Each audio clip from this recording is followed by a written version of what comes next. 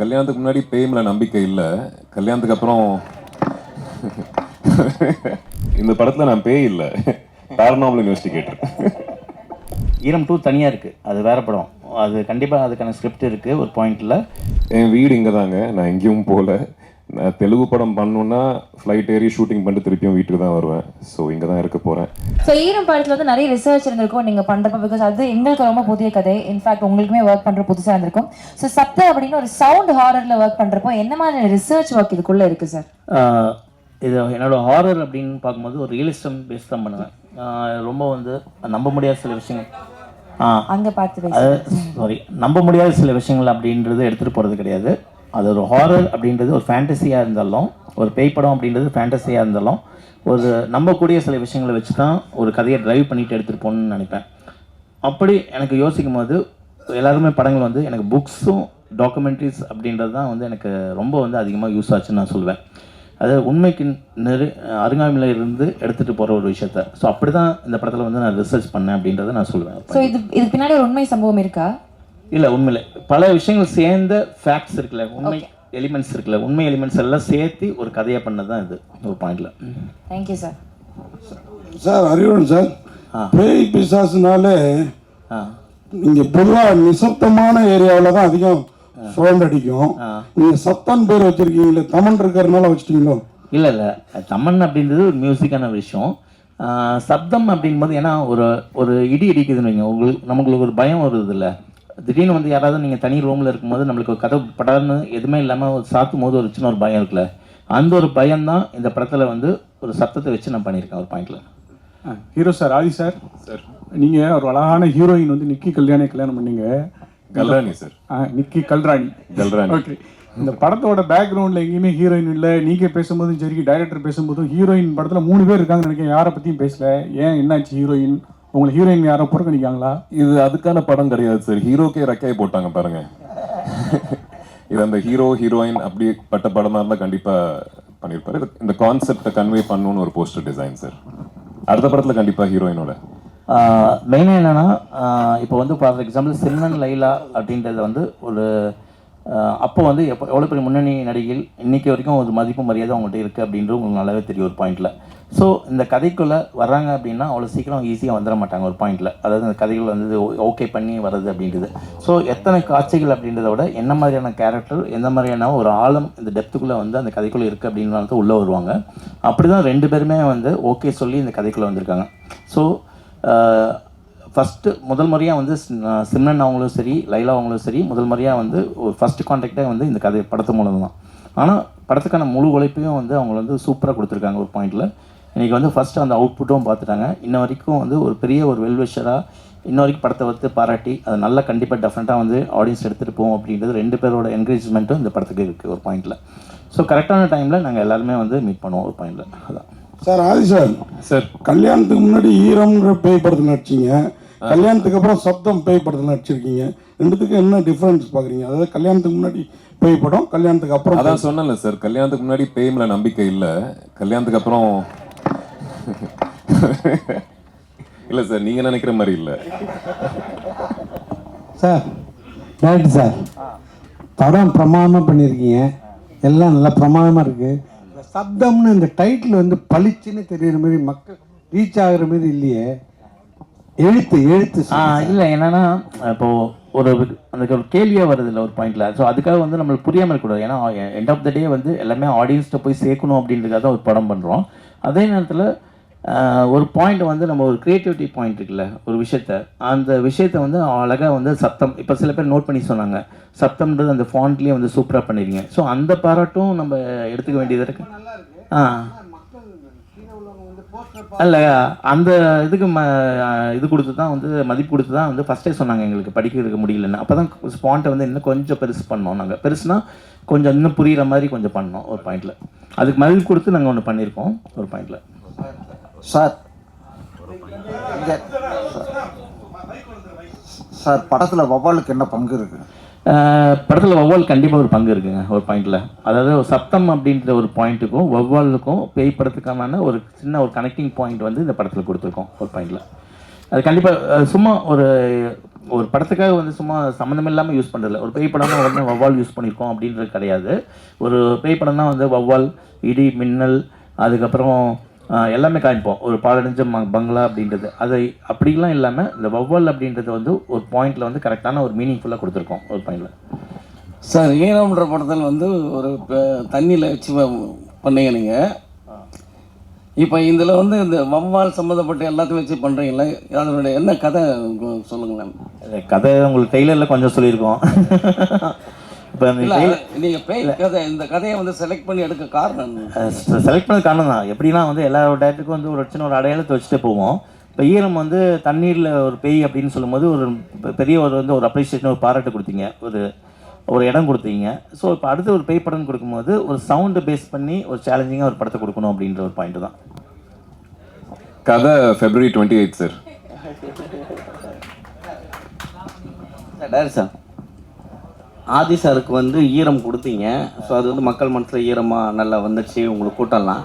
சப்தம் அது வந்து அவர் சினிமா கேரியரில் வெற்றி சப்தமாக மாறதுக்கான வாய்ப்பு இருக்கா? கண்டிப்பாக எந்த ஒரு படம் ரிலீஸ்க்கு முன்னாடி எந்த ஒரு டைரக்டர் கேட்டாலும் கண்டிப்பாக படத்து மேலே ஒரு நம்பிக்கையில் சொல்லுவாங்க. எங்களால் வந்து ஒரு நம்பிக்கை வந்து 100% இருக்க முடியும். ஒரு நல்ல படம் கொடுத்துருக்கோம், அது படம் ரிலீஸுக்கு முன்னாடி ஒரு அருமையான படம் கொடுத்துருக்கோம், நல்ல படம் கொடுத்துருக்கோம். அது வந்து நான் சொல்கிறதில்ல, படம் பார்த்தவங்கள வச்சு தான் நான் சொல்கிறேன் ஒரு பாயிண்டில். ஸோ அந்த விதத்தில் வந்து ஆதிக்கும் சரி, எனக்கும் சரி, இந்த டீம் மெம்பர்ஸ்க்கும் சரி, இந்த படம் வந்து நல்ல ஒரு அடையாளத்தை கொடுக்கும் அப்படின்றது நான் நம்புகிறேன். ஒரு லைட்டிங் சொன்னீங்க பேசிகிட்டு இருக்கும்போது. ஸோ மணிரத்னம் சார் வந்து லைட்டிங் மெயினாக பார்ப்பார். அவர் வந்து அந்த பிங்க் கலர் அதெல்லாம் இருக்கும், ஓமன் கண்மணி அந்த மாதிரிலாம். ஸோ அதேமாரி உங்கள் ஈரம் படத்துலையும் ப்ளூ ஷேடு சொன்னீங்க, இதுலேயும் ப்ளூ ஷேடு ப்ளஸ் அந்த ஓம் சொல்லியிருந்தீங்க. லைட்டிங் எவ்வளோ முக்கியம்? லைட்டிங் கண்டிப்பாக ரொம்ப ரொம்ப முக்கியமான விஷயம். ஒரு முக்கியமான விஷயம் சொன்னால், படத்தில் வந்து கேரக்டர் வந்து ஈரம் படத்தில் கூட வந்து ஒரு ஆஃப் ஷேடோ வந்து லைட்டிங் வந்து கட் பண்ண சொன்னேன் ஒரு பாயிண்டில் மனோஜ்ட்டு. அப்போ வந்து மனோஜ் சொன்னப்பில் உண்மையிலே யாருமே வந்து ஒரு ஆர்டிஸ்ட்டுக்கு வந்து ஒரு லைட்டிங் வந்து ஆஃப் லைட் போதும் அப்படின்றது யாருமே சொல்ல மாட்டாங்க. ஃபேஸில் வந்து பளிச்சுன்னு எங்களுக்கு வேணும் அப்படின்னு தான் சொல்லுவாங்க. ஃபஸ்ட் டைம் வந்து நீ சொல்லியிருக்கேன் அப்படின்னு ஒரு விஷயம் சொல்லுவேன். ஸோ லைட்டிங் அப்படின்றது ஒரு கேமராமேனுக்கும் அது கதையில் வந்து ஒரு பங்காக கொண்டு போகணும், ஒரு டைரக்டருக்கும் அதோட நாலேஜ் வந்து கண்டிப்பாக இருக்குன்னு நான் யோசிக்கிறேன். ஒரு மேக்கிங் அப்படின்றது வந்து எங்கே வரும்னா, ஒரு நல்ல இயக்குனருக்குள்ள ஒரு நல்ல ஒளிப்பதிவாளர் இருக்கணும், அதே மாதிரி ஒரு நல்ல ஒளிப்பதிவாளருக்குள்ள ஒரு நல்ல இயக்குனர் இருக்கணும் ஒரு பாயிண்டில். அப்படி ரெண்டும் சேரும்போது ஒரு ப்ராப்பரான ஒரு மேக்கிங் அப்படின்றது வரணும். அந்த நாலேஜ் வந்து 2 பேருக்குமே இருக்கணும் அப்படின்றத நான் யோசிக்கிறேன். இப்போ சமீபத்தில் வந்த படங்களில் பார்த்தீங்கன்னா சப்தம் சவுண்டு தான் வந்து கெடுத்துச்சு நிறைய இதுவை, படத்துடைய நிறைய இறைச்சலாக இருக்குது அப்படின்ற மாதிரி. ஸோ இந்த படத்தில் சப்தம் எந்த அளவுக்கு இருக்கும்? அதான் நான் ஏற்கனவே சொன்ன மாதிரி நானும் என்னோடய சவுண்ட் இன்ஜினியரும் என்ன டிசைட் பண்ணோன்னா, எப்போவுமே ஒரு மியூசிக்கோட வேல்யூ, ஒரு சவுண்டோட வேல்யூ எப்போ தெரியும்னா, ஒரு சைலண்ட்டுக்கு அப்புறம் தான் தெரியும் ஒரு பாயிண்டில். ஒரு அமைதிக்கு அப்புறம் தான் வந்து அதோட வேல்யூ தெரியும். ஸோ அந்த அமைதியும் இந்த படத்தில் இருக்கும், அந்த சவுண்டும் இந்த படத்தில் இருக்கும். அந்த ஒரு விஷயம் கான்சியஸாக இருந்துடும், அந்த இறைச்சல் அந்த ஆடியன்ஸை வந்து டிஸ்டர்ப் பண்ணக்கூடாது, ஆனால் சைக்காலஜிக்கலாக டிஸ்டர்ப் பண்ணணும் ஒரு பாயிண்டில். அதோட லென்த் அப்படின்ட்டு தான் நாங்கள் வந்து கேர்ஃபுல்லாக இருந்துட்டோமே தவிர, மற்றபடி படம் ஃபுல்லாக வந்து லெவலில் ஏற்றி ஜாஸ்தி பண்ணி ஆடியன்ஸை வந்து அப்படியே வந்து கதற விடணும் அப்படின்ற ஒரு பாயிண்டில் கிடையாது ஒரு பாயிண்டில். சார் இப்போ நீங்கள் பார்த்தீங்க 2 hours படம்னு சொன்னீங்க, நாங்கள் ஒரு கிளிம்ஸ் பார்த்தோம். அதில் வந்து ஒரு 2 minutes சம்திங் 1 minute தான் இருக்கும். அதில் வந்து ஒரு பீப் போட்டிருந்தீங்க. அது எங்களாலையும் இப்போ இந்த நேரத்தில் அந்த சவுண்ட் ரொம்ப டிஸ்டர்ப் பண்ணுச்சு. சரிங்களா, ஒரு பெரிய படத்தையே அந்த சவுண்ட் டிஸ்டர்ப் பண்ணால்தான் படமே ஓடலை. சரி, இந்த படம் வந்து மக்களை வந்து டிஸ்டர்ப் பண்ணாமல் பார்க்க வைக்குமா? டெஃபினட்டாக கண்டிப்பாக பார்ப்போம். அதாவது நீங்கள் இன்றைக்கி வந்து பெஸ்ட் பீப்புள் ஒரு சவுண்டு எதிர்பார்த்து ஒரு சப்தம்ன்றது சவுண்டை பேஸ் பண்ணி ஒரு படம் பண்ணியிருக்காங்க அப்படின்றதுக்காக நீங்கள் அங்கே வந்திருக்கீங்க ஒரு பாயிண்டில். ஸோ உங்களுக்கு அந்த ஒரு காட்சி அப்படின்றது காமிக்கிறது ஃபோக்கஸ்டாக காமிக்கணும். சப்தம் படம்ன்றது இந்த படத்தில் நாங்கள் என்ன பண்ணியிருக்கோம் அப்படின்றது அப்படின்னு ஒரு சாம்பிள் தான் காமிச்சிருக்கோம் ஒரு பாயிண்டில். அந்த சாம்பிள் வந்து படத்தில் வந்து சில சாம்பிளாக தான் இருக்குமே தவிர வெவ்வேறு விதமாக தான் இருக்குமே தவிர மொத்த படமாகவே வந்து உங்களுக்கு வந்து இறைச்சல் அப்படின்ற ஒரு பாயிண்ட் வந்து இருக்கவே இருக்காது. கண்டிப்பாக டெஃபினட்டாக அது 100% நான் வந்து ஷூராக சொல்லிப்பேன் ஒரு பாயிண்டில். அது இல்லை என்னென்னா ஒவ்வொன்றுமே வந்து அது கதையோட தன்மை தான் ஒரு பாயிண்டில். அது எல்லாம் சேரும் போது தான் வந்து உங்களுக்கு வந்து அது சவுண்டு வந்து முதன்மையான தன்மையாக அப்படின்னு மாறிடுச்சு. ஆனால் ஒரு படம் வந்து தோல்வி அடையதோ வெட்டி அடையதோ சவுண்டில் கிடையாது ஒரு பாயிண்டில். ஏன்னா அது உண்மையிலே பேஸ்லேயே வந்து ஃபண்டமெண்டலாகவே வந்து சில விஷயங்கள் வந்து தப்பாக இருந்திருக்கும் அப்படின்ற ஒரு பாயிண்டில் யோசிக்கிறேன். அந்த ஃபண்டமெண்டல் பேஸ்லேயே வந்து ஏன்னா ஒரு டெக்னீஷியன்ஸ் வந்து எந்த அளவுக்கு உழைப்பு போட்டிருந்தாலும் ஒரு கதை ஒரு படம் வந்து பேஸ்லேயே வந்து ஃபண்டமெண்டலாக தப்பாச்சுன்னா அங்கே மிஸ் ஆகும்போது எது பிரதானமாக இருக்கோ அதை வந்து ஆட்டோமேட்டிக்காக இதாகிடுவாங்க ஒரு விஷயம் சொல்லுவாங்க. அதுதான் பாயிண்ட். சார் அறிவுடன் சார், யூஸ்வலாக ஹாரர் படம் அப்படின்னாலே ஒரு யூஸ்வல் டெம்ப்ளேட் ஒன்று இருக்கும். அதை வந்து பிரேக் பண்ணி தான் நீங்கள் ஈரம் படத்தில் காமிச்சிருப்பீங்க. இதில் அது மாதிரி இருக்கும். அதை தாண்டி இதை ரிவெஞ்ச் வழக்கமான இந்த பழிவாங்கிற ரிவெஞ்சாகவே இருக்குமா, இல்லை ஏதாவது? அதாவது ரிவெஞ்ச் அப்படின்றது சொல்கிறத விட ஒரு கோபம் அப்படின்னு ஒன்று இருக்கும். அதாவது வந்து ஒரு கோபம்ன்றது அது வில்லனுக்கு மட்டும் வராது, ஒரு ஹீரோக்கும் கோபம் இருக்கும், ஒரு படத்தில் இருக்க ஒரு வில்லனுக்கும் கோபம் இருக்கும் அப்படின்ற ஒரு பாயிண்டில். ஸோ கோபத்தை தான் பிரதானமாக எடுத்துக்கிட்டேனே தவிர இந்த பழிவாங்கல் கதை அப்படின்ற ஒரு பாயிண்டில் நான் எடுத்துகிட்டு போகல. மோரோவர் இந்த படம் சயின்டிஃபிக்கான படம், அவ்வளோதான் ஒரு பாயிண்ட். சார் ஆர்ஆர் ஃபிலிம்னாவே உங்களுக்கு வந்து ஆதி சார் ஞாபகம் வருமா? இல்லை, அப்படி கிடையாது. ஒரு விஷயம், எங்களோட ட்ராவல் வந்து நிறைய ஆக்ஷன் படம் ஸ்கிரிப்டும் பேசியிருக்கோம், ஹாரர் படம் பேசியிருக்கோம். சரி, இப்போ வந்து இந்த படத்தில் நான் பேய் இல்லை, paranormal investigator. Sir director sir இங்கே சார் இங்கே அண்ணா சார் டைரக்டர் சார், இது சப்தத்துக்கு கீழே வந்து ஈரம் பார்ட் 2ன்னு ஏன் போடாமல் இருக்கீங்க? இது ஈரம் படத்தோட 2 தான் அப்படின்ட்டு இண்டஸ்ட்ரி ஃபுல்லாக பேசுகிறாங்க. இல்லை சார், நான் ஏற்கனவே சொன்னது கண்டிப்பாக வந்து நியாயமாக இருக்கணும், உண்மையாக இருக்கணும்னு நான் ஃபீல் பண்ணுறேன். ஓகேவா? எனக்கு நிறைய பேர் சொன்னாங்க ஈரம் 2ன்னு கூட போடலாமே அப்படின்ற ஒரு பாயிண்டில் சொன்னாங்க, பிஸ்னஸ் தான் இருக்கும், நல்லாயிருக்கும் அப்படின்னு. இல்லை, அதுக்கான நேர்மை நியாயம் ஆடியன்ஸை ஏமாற்றக்கூடாதுல தெளிவாக இந்த ஒரு பாயிண்டில். அதாவது என்ன படம் நம்ம கொடுக்க போகிறோம் அப்படின்ற ஒரு படம் இருக்குல்ல, ஈரம் 2 தனியாக இருக்குது, அது வேறு படம். அது கண்டிப்பாக அதுக்கான ஸ்கிரிப்ட் இருக்குது ஒரு பாயிண்டில். அது பண்ணோன்னா கண்டிப்பாக வந்து எஸ்பிச்சஸ் கூட தான் நான் பண்ணுவேன் ஒரு பாயிண்டில். இது தனியாக சப்ஜெக்ட் ஒரு, ஆனால் ஹாரர் படம் எங்கே வந்து கனெக்ட் ஆகுதுன்னா ஈரமுக்கும் சப்தத்துக்கு ஆதி சார், நான், தமன் அப்படின்ற ஒரு விஷயத்தில் நாங்கள் கனெக்ட் ஆகிறோம், ஒரு ஹாரர் படம் எடுக்கிறோம். அந்த பாயிண்ட் தான் சார். ஆதி சார், ஒரு காலத்தில் பேய் படம்னாலே ரொம்ப பயந்து நடிக்கிட்டு இருந்தோம். அந்த சுந்தசி சார், காஞ்சனா மாதிரி படம்லாம் வந்து பேய் ரொம்ப காமெடி ஆகிட்டாங்க. இப்போ வந்து பேயை வந்து ரசிப்பாங்களா? இந்த மாதிரி கதை எப்படி இருக்கு? இந்த கதை எப்படி? ஒரே பாயிண்ட் தான் சார், எந்த மாதிரி படங்கள் கொடுத்தாலும் சரி, அதாவது பேய் படத்துலேயே ஒரு ஜானர் இருக்குது. அதாவது நீங்கள் சொன்ன மாதிரி வந்து ஹாரர் காமெடி இருக்குது, பயமுறுத்துகிற ஹாரர் இருக்குது, அதுக்கப்புறம் வந்து ஒரு சோல்ஃபுல்லாக வந்து ஒரு கதையை வந்து எமோஷனலாக சொல்கிற சில ஹாரர் படங்களும் இருக்குது ஒரு பாயிண்டில். ஸோ என்றைக்குமே வந்து ஆடியன்ஸை வந்து நம்ம என்கேஜிங்காக வச்சுக்கிட்டோம்னாவே வந்து தியேட்டரில் வந்து என்கேஜிங்காக வச்சுக்கிட்டு ஒரு சோல்ஃபுல்லாக வந்து ஆடியன்ஸை நம்ம கனெக்ட் பண்ணிட்டோம்னா அங்கே அந்த படம் வந்து சக்ஸஸ்ஃபுல்லாக ஆகணும் அப்படின்ட்டு தான் நான் ஒரு நம்புகிறேன். அந்த நம்பிக்கை வந்து இந்த படத்தில் எனக்கு இருக்குது அப்படின்னு சொல்கிறேன். ஸோ ஒரு ஹாரர்ன்றது நான் ஒரு பாயிண்ட்டாக எடுத்துக்கிட்டேனே தவிர ஒரு கமர்ஷியல் வேல்யூவாக எடுத்துக்கிறதுல அதுக்குள்ளே ஒரு கதை சொல்லியிருக்கேன் ஒரு பாயிண்டில். அதுதான் எல்லாருக்குமே வந்து ஒரு கமர்ஷியல் பாயிண்ட் சொல்லுவாங்க. ஒரு ஆக்ஷன் படம்ன்றது ஒரு கமர்ஷியல் பாயிண்ட்டு, ஒரு காமெடின்றது ஒரு கமர்ஷியல் பாயிண்ட்டு, ஒரு லவ்ன்றது ஒரு கமர்ஷியல் பாயிண்ட்டு. நான் ஹாரர் எடுத்துக்கிட்டேன். ஆனால் இந்த எல்லா படங்களும் வெற்றி பெறது வந்து ஏதோ ஒரு இடத்துல வந்து உங்கள் இடத்துல கனெக்ட் ஆகணும் ஒரு பாயிண்டில். ஸோ அந்த கனெக்ஷன் வந்து ஒரு விஷயம் நான் நம்புகிறேன். டைரக்டர் சார், இந்த படத்தில் ஆதிபுரோ வந்து அவரோட கேரக்டர் வந்து ஒரு பேரநார்மல் இன்வெஸ்டிகேட்டர். பேரநார்மல் ஆக்டிவிட்டிங்கிறது ஹாலிவுட்ல ஒரு ஃபேவரட்டான தீம். அந்த எலிமெண்ட்ஸ் இதில் நிறைய இருக்கா? அதாவது அல்ட்ராசானிக் வேவ்ஸ் மூலமாக தான் பேட், அதாவது வௌவால் நிகழ்வுகள் எல்லாம் இருக்குங்கிறதும் அது ஒரு இடத்துல ஒரு டைலாக்ல மென்ஷன் ஆயிருந்தது. It is a fact. Paranormal ஆக்டிவிட்டியும் இந்த அல்ட்ராசவுண்ட் வேவ்ஸ் அந்த பேட் மூவ்மெண்ட்டுக்கும் எப்படி லிங்க் பண்ணியிருக்கீங்க? லிங்க் பண்ணல, நான் அதான் சொன்னேன். ஒரு பேரநார்மல், அதாவது ஒரு கோஸ்ட் இன்வெஸ்டிகேட்டர் அப்படின்னாவே ஒரு ஆவியை வந்து சயின்டிஃபிக்காக ஒரு அறிவியல் பூர்வமாக வந்து அணுகுறவர் அப்படின்ற ஒரு பாயிண்டில். ஸோ அதை அணுகும்போது அவர் கிராஸ் பண்ணுற விஷயங்கள் எல்லாமே தான் வந்து நீங்கள் டெய்லரில் பார்த்த சின்ன சின்ன விஷயங்கள் அது படமாக பார்க்கும்போது ஓகே கோர்வையாக வந்து ஒரு கனெக்டிங் பாயிண்ட் வரும் ஒரு பாயிண்டில். ஸோ அப்படி தான். ஸோ எல்லாமே வந்து ஒரு எமோஷனலாக கனெக்டிங் பாயிண்ட்டாக ஒரு ஹாரிஃபிக்காக நான் சொல்லியிருக்கேன் ஒரு பாயிண்டில். சார் ஆதி சாருக்கு ஒரு கேள்வி. சார் ஆதி சார், நீங்கள் தமிழில் நிறைய படங்கள் பண்ணீங்க. படங்கள் எல்லாமே வந்து இட் வாஸ் கிரிட்டிக்கலி அக்ளைம்டு. படம் நல்லா போச்சு இல்லைன்றதை விட ஆதியோட ஆக்டிங் வாஸ் அப்ரிஷியேட்டட். பட் இருந்தாலும் ஏன் உங்களோட வாய்ப்புகள் இங்கே கம்மியாக இல்லை யூ சூஸ் ஃபிலிம்ஸா எனக்கு இந்த மாதிரி தான் பண்ணணும் அப்படின்ற ஒரு கட்டாயத்தில் இருக்கீங்களா? நீங்கள் வாய்ப்புகள் தான் கம்மிங்க. அதுக்கான காரணம் என்னவா நீங்கள் பார்க்குறீங்க? தெரிலங்க, அது எனக்கு தெரியல. நான் ஓடிக்கிட்டு தான் இருக்கேன், கால் வலிக்கல, இன்னும் ஓடிக்கிட்டே இருப்பேன். ஐ திங்க் எக்ஸ்பெக்ட் பண்ணுறேன் நல்ல படங்கள், நல்ல வாய்ப்பு, நல்ல ப்ரொடக்ஷன் ஹவுசஸ்லேருந்து வரும்னு எக்ஸ்பெக்ட் பண்ணுறேன். என் வீடு இங்கே தாங்க, நான் எங்கேயும் போகல. நான் தெலுங்கு படம் பண்ணணுன்னா ஃப்ளைட் ஏறி ஷூட்டிங் பண்ணிட்டு திருப்பியும் வீட்டுக்கு தான் வருவேன். ஸோ இங்கே தான் இருக்க போகிறேன். நல்ல வாய்ப்புகள் வந்தால் அதிகமான படங்கள் பண்ணணுன்ட்டு எனக்கு ஆசையாக இருக்குங்க. சார் டைரக்டருக்கு ஒரு கேள்வி. சார் பேரநார்மல் இன்வெஸ்டிகேட்டர் அப்படின்னு சொன்னீங்க. ஓகே, அப்படின்னா வந்து நீங்கள் வந்து இந்த ஆவிங்களோடையோ இல்லை அந்த ஸ்பிரிட்ஸ் கூட பேசுறது அப்படின்னு. பட் என்னை பொறுத்த வரைக்கும் நான் ஒன்று கேட்குறேன் sir, isn't it a cruelty to the spiritsன்ற மாதிரி பார்க்கக்கூடாதா? ஏன்னா நீங்கள் வந்து ஒரு ஸ்பிரிட்ன்றது ஒருத்தர் இறந்ததுக்கு அப்புறமா இருக்குது, அவங்க அமைதியாக இருக்க வேண்டிய ஒரு கட்டாயத்தில் தான் இருக்காங்க. அப்படி இருக்கும்போது நீங்கள் அவங்க கிட்ட போய் பேரநார்மல் இன்வெஸ்டிகேட்டராக நீங்கள் சொல்கிறீங்க, இல்லைன்னா யாரும் சிலர் வந்து நிறைய பேர் இருக்காங்க போய் ஆவி கிட்ட பேசல, அப்படி போய் பேசும்போது doesn't it disturb the spirits, அவங்களோட பீஸை நீங்கள் கெடுக்கிற மாதிரி இல்லையா? இந்த படமாக போச்சு சார், பட் நீங்கள் இந்த படம் பண்ணதுனால அதை நான் உங்களை கேட்குறேன் அந்த ஒரு கேள்வி. இல்லை ஆக்சுவலாக வந்து பார்த்தீங்கன்னா ஒரு டிஸ்டர்ப் பண்ணுற ஆவி அப்படின்றது தான் வந்து இவரோட இதுவே போகுது. அதாவது ஒரு பேரநார்மல் இன்வெஸ்டிகேட்டர் அப்படின்றது இவர் எடுத்துகிட்டு போகிறது பாயிண்ட்டில். அதாவது இன்னொரு கேட்டகரி இருக்குது, அதாவது ஆவி கூட ஜென்ரலாக பேசுறது. அதாவது ஒரு ஆவி கூட வந்து நம்ம போய் பேசினாலுமா சில சொல்யூஷன் கிடைக்கணும் அப்படின்றதுக்காக தான் நம்ம போகிறோம்.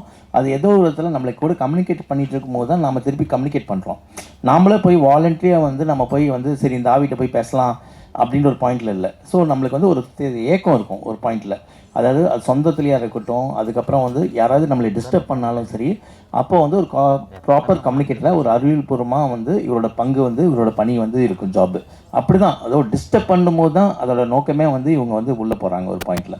அது படத்துலேயே ரொம்ப அழகான சீன்ஸ் ஒன்று ரெண்டு இருக்குங்க, நீங்கள் கேட்குற விஷயம் கன்வே பண்ணோம். அதாவது சார் சொன்ன மாதிரி அந்த சில ஆவிகள் வந்துட்டு எனர்ஜி வந்துட்டு கம்யூனிகேட் பண்ணணுன்னு கூட ட்ரை பண்ணோம். அது அவங்களுக்கு எப்படி கம்யூனிகேட் பண்ணணும்னு தெரியாது. So maybe he can be a bridge to communicate. இல்லை, பாசிட்டிவாக கூட யோசிக்கலாம். அது தேங்க்யூ.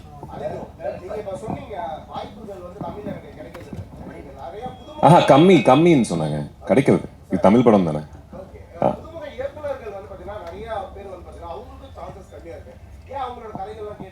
இல்லையாங்க, நான் நிறைய புதுமுகங்களோட தான் பண்ணியிருந்தேன். அரவிந்த் சாரோட ஃபர்ஸ்ட் படம். இல்லை, இது ஆக்சுவலாக நான் சொல்லணும்னா ஒரு பாயிண்டில் வந்து நான் ஒரு ஆஃபீஸ் போயிருக்கேன்.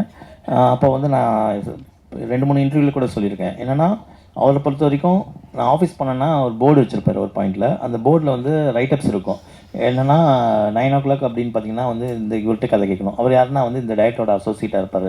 அதுக்கப்புறம் வந்து 2 மணிக்கு பார்த்தீங்கன்னா இந்த ஒரு கதை இருப்பார், அது வந்து இந்த டைரக்டரோட அசோசியேட் அப்படின்னு இருப்பார். ஸோ இந்த விஷயங்கள் வந்து நானே யோசிப்பேன், இவ்வளோ கதை கேட்டுட்ருக்காரு அப்படின்ற ஒரு மாதிரி வந்து அவர்கிட்ட கேட்பேன் நான் ஒரு பாயிண்டில்.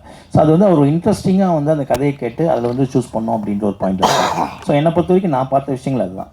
ஆமாம், கிளாப் ஃபர்ஸ்ட் டைம் டைரக்டர், அப்புறம் மரகத நாணயம் first time director, partner first time director.